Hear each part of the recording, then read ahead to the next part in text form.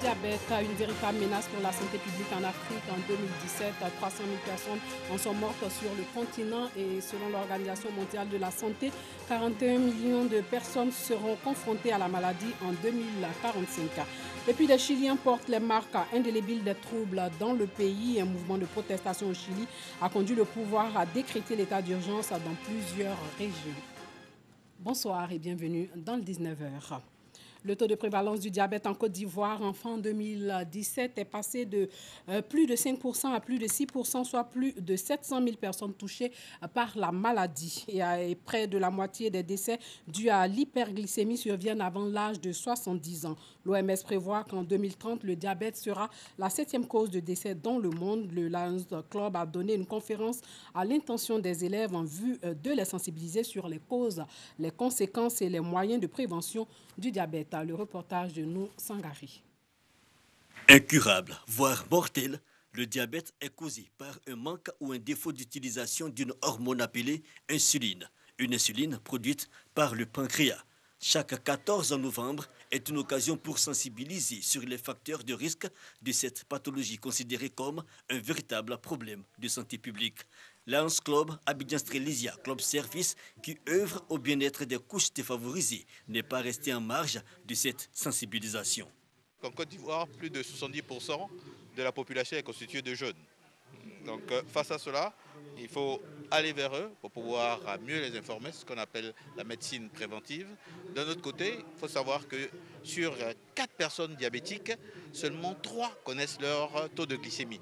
C'est un des problèmes en Côte d'Ivoire et il faut sensibiliser la population ivoirienne afin qu'ils puissent mieux comprendre le système du diabète et effectuer de façon continue le contrôle de sa glycémie. Selon l'Organisation mondiale de la santé en Afrique, 16 millions de personnes sont atteintes de diabète. Si rien n'est fait, d'ici à 2040, ce nombre augmentera à 40 millions. Une autre étude réalisée par le ministère de la Santé et de l'Hygiène publique en 2014 révèle que les enfants sont de plus en plus concernés par la maladie. Et le diabète le plus fréquent chez ces enfants est le diabète de type 1, dont le taux de prévalence est de 0,4%. C'est un diabète relativement moins fréquent que celui de l'adulte, mais cependant, ce diabète existe. C'est une affection qui est méconnue chez l'enfant. Et donc, beaucoup de signes sont assimilés à du paludisme, à d'autres affections. Ce qui fait que le début de la maladie passe inaperçu. Lorsque ce diabète n'est pas diagnostiqué très tôt, ou même dans les phases aiguës, cela peut engendrer le décès de l'enfant. Les élèves du lycée international des 4 ont donc été sensibilisés sur les causes, les conséquences et les moyens de prévention du diabète. On peut détecter la maladie en observant, en reconnaissant quelques signes simples que sont le fait de boire beaucoup, d'uriner beaucoup, de maigrir, l'absentéisme à l'école, la fatigue extrême qui impacte la scolarité de l'enfant, les fièvres à répétition, les infections cutanées à répétition.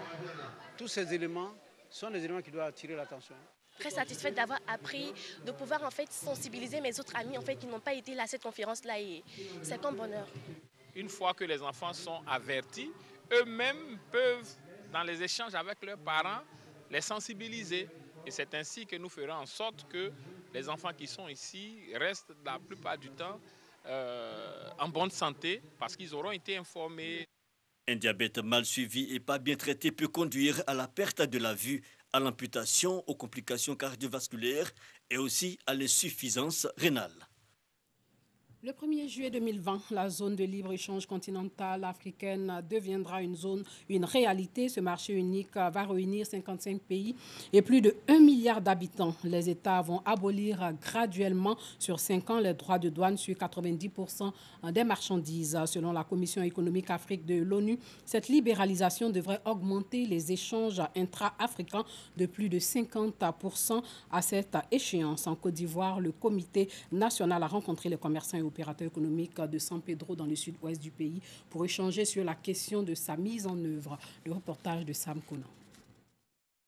Créer un marché unique pour les marchandises, les services et la circulation des personnes afin d'approfondir l'intégration économique du continent africain avec un marché évolutif d'1,2 milliard de consommateurs et conformément à la vision panafricaine d'une Afrique intégrée, prospère et pacifique, tel qu'énoncé par l'agenda 2063, voici l'objectif de la zone de libre-échange continentale africaine expliqué aux commerçants et opérateurs économiques de San Pedro au cours d'une rencontre initiée par le comité national de la ZLECAf. Le commerçant à San Pedro, qu'est-ce qu'il gagne? Il gagne un accès à un vaste marché de consommation qui existe. C'est vraiment 1,2 milliard d'habitants qui pourront vraiment acheter nos produits. Je pense que c'est une grosse opportunité. La stratégie nationale d'exportation de la Côte d'Ivoire et les enjeux de l'élaboration d'une stratégie nationale de mise en œuvre de la ZLECAf, entre autres, ont été expliqués aux participants qui ont émis des préoccupations. La zone de libre-échange pour nous, c'est pour que vraiment les barrières tarifaires, les barrières de douane, la circulation des biens et des personnes soit vraiment quelque chose vraiment de réalité.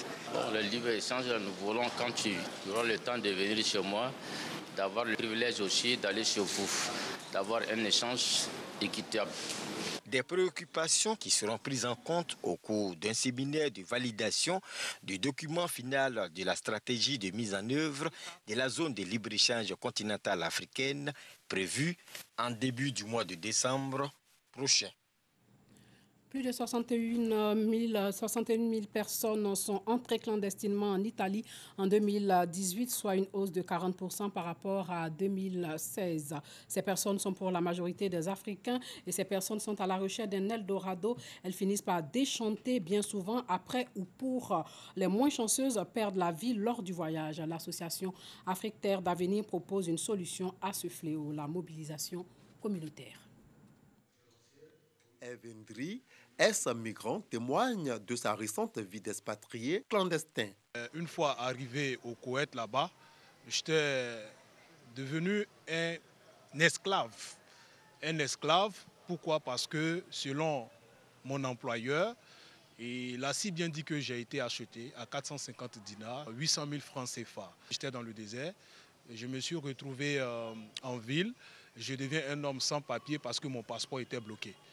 Donc c'est quand je venais au travail, un jour j'ai été pris par la police et nous ont enfermés. J'ai dit à un policier que je venais du pays de Drogba Didier. Il m'a dit, tiens, tu viens du pays de Drogba Didier, effectivement. Il dit oui, il dit c'est fini, ton problème est réglé. Donc à partir de là, j'ai eu la chance de retourner en Côte d'Ivoire et l'État de Côte d'Ivoire a fait un laissez-passer qu'ils ont envoyé au Koweït à la déportation qui m'a permis de rentrer en Côte d'Ivoire. Des propos qui s'inscrivent dans le cadre d'une réflexion menée par l'association Afrique Terre d'Avenir, AFTA, dont le siège social est à Vitry-sur-Seine en France. Il s'agit d'appuyer sa représentation locale afin de sensibiliser les jeunes Ivoiriens sur les risques de l'immigration clandestine. C'est d'abord nous les Africains qui sommes concernés. Ce n'est pas une très bonne image de l'Afrique. On a toutes les valeurs, on a toutes les richesses. Regardez un peu les performances en Côte d'Ivoire. Tout va bien. Alors donc nous voulons interpeller la jeunesse à se prendre en charge, mais il faut un accompagnement. Selon l'Organisation internationale pour la migration OIM, en 2018, plus de 61 000 personnes sont rentrées de manière clandestine en Italie. Pour contribuer à la réduction de ce taux, en créant une démotivation au niveau des jeunes candidats à l'immigration, les panélistes identifient les causes et proposent des solutions. Ce sont des jeunes qui partent à l'Eldorado par imitation. Grâce aux réseaux sociaux, ils reçoivent des images de leurs amis qui présentent un panorama de leur réussite, maison, bien acquis là-bas. Il faut vraiment prendre des mesures de répression pour fermer les réseaux de passage, faire la sensibilisation pour la reconversion des mentalités des jeunes. Présenter les aspects négatifs des pays de rêve à ces enfants-là pour montrer que la vie, effectivement, n'est pas aussi facile là-bas. La présente rencontre de réflexion a bénéficié des contributions des représentants du ministère de la Femme, de la Famille et de l'Enfant, ainsi que de la présence du directeur de l'agence emploi jeune de la commune de Yopougon. L'immigration clandestine au cœur de la 7e édition du festival de danse traditionnelle du Bunkani. L'événement aura lieu du 4 au 7 décembre prochain. Jeunesse et femmes, fer de lance de développement, le thème du festival qui va réunir une quinzaine de troupes. La culture ivoirienne à l'honneur à travers le festival des danses traditionnelles du Bunkani. La 7e édition du Festival à Bouna dans le nord-est ivoirien. Pour 2019, jeunesse et femmes, faire de lance du développement est le thème choisi. C'est important pour nous parce que le festival ne doit pas être vu sous le seul prisme de la festivité, de la danse et de la joie. Il devrait être pour nous un prétexte de rassemblement pour permettre donc à toutes les forces vives du Bunkani de se retrouver, changer sur leur devenir.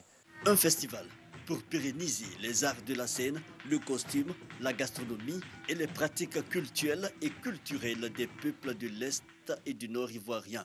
Pour cette année, le Maroc est le pays à l'honneur. C'est d'amener tous les peuples de notre région, sinon de toute la sous-région, à s'unir, à réussir l'intégration des peuples. C'est pourquoi nous invitons à chaque édition des pays tels que le Maroc, tels que le Burkina Faso, tels que le Ghana, après que le Mali et le Bénin, le Togo soient venus à ce festival. C'est un prétexte qui nous permet, à vue d'œil, de valoriser nos richesses culturelles, de valoriser tout l'art des populations, des peuples du Bunkani, mais c'est surtout le lieu de rassembler. Célébrer le lien culturel sur le continent, mais aussi la fraternité. Ce festival verra la participation d'une quinzaine de troupes de la région. Sont annoncés les Sénoufos du Nord et les Dagari du Burkina Faso voisin. En plus de l'aspect festif et touristique, des ateliers sur l'immigration, l'emploi des jeunes et l'état civil meubleront la partie réflexion. Le festival 2019 aura lieu à Bouna du 4 au 7 décembre prochain. En sport, la Côte d'Ivoire et le Niger croiseront le fer au stade Félix Houphouët-Boigny le samedi prochain dans le cadre de la première journée des éliminatoires de la CAN 2021. Les éléphants se préparent donc depuis le mardi pour remporter la rencontre. Les éléphants ont foulé la pelouse du stade Félix Houphouët-Boigny pour leur première séance d'entraînement ce mercredi 13 novembre à 17 h. Après la prière collective, les joueurs se sont mis à la tâche. Jean-Jacques Tizier s'est chargé de tester les réflexes des 3 portiers. Le reste du contingent a tapé dans le ballon. Objectif, réveiller les automatismes et les relais entre les joueurs. Oui, l'état d'esprit est bien, nous sommes en confiance puisque voilà, nous sortons d'un match amical contre le Congo. Là, l'atmosphère est super. La mauvaise nouvelle, c'est que l'infirmerie enregistre 2 joueurs blessés. Wilfried Zaha et Ghislain Conan sont tous 2 forfaits pour les matchs face au Niger et à l'Éthiopie le 19 novembre 2019. Ils pourraient quitter le groupe pour rejoindre leur club. Les éléphants auront encore 2 séances d'entraînement avant le match face au Niger, prévu ce samedi à 19 h au stade Félix Houphouët-Boigny. Au Chili, des éborgnés racontent leur calvaire. Carlos Vivanco, un jeune homme de 18 ans, a été éborgné lors d'une des manifestations qui secouent le Chili depuis 4 semaines maintenant. Il fait partie des quelques 200 personnes qui ont été blessées aux yeux à cause des balles tirées par les forces de police lors des affrontements. César, manifestant, blessé à l'œil par la police. Carlos, manifestant, a perdu la vision de son œil gauche. Entonces había un ambiente muy lindo y de repente solamente sentí el golpe en el ojo, me caí al suelo. Je me suis retourné pour voir d'où il tirait et à ce moment-là, mon œil s'est fermé. Je ne pouvais plus l'ouvrir, puis j'ai commencé à saigner. J'ai touché mon visage et j'ai senti qu'il était plein de sang. Me puse de pie y grité que no me iban a ganar. Il y avait une bonne ambiance à la manifestation. Mais tout d'un coup, j'ai senti un coup à l'œil. Je suis tombé par terre, j'ai eu très mal. Puis, mon visage s'est engourdi et je me suis relevé. Et là, j'ai crié pour demander de l'aide, d'arrêter de me frapper. César et Carlos ne sont pas les seuls dans ce cas. Depuis le début des manifestations, ce médecin ne compte plus les éborgnés.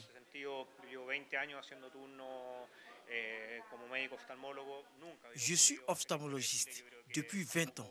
Je ne pense pas que cela se soit déjà produit au Chili. Nous tenons le triste record mondial des cas d'éborgnés. Nous avons bien plus qu'à Hong Kong ou à Paris, lors des manifestations des Gilets jaunes, ou en Espagne ou en Palestine.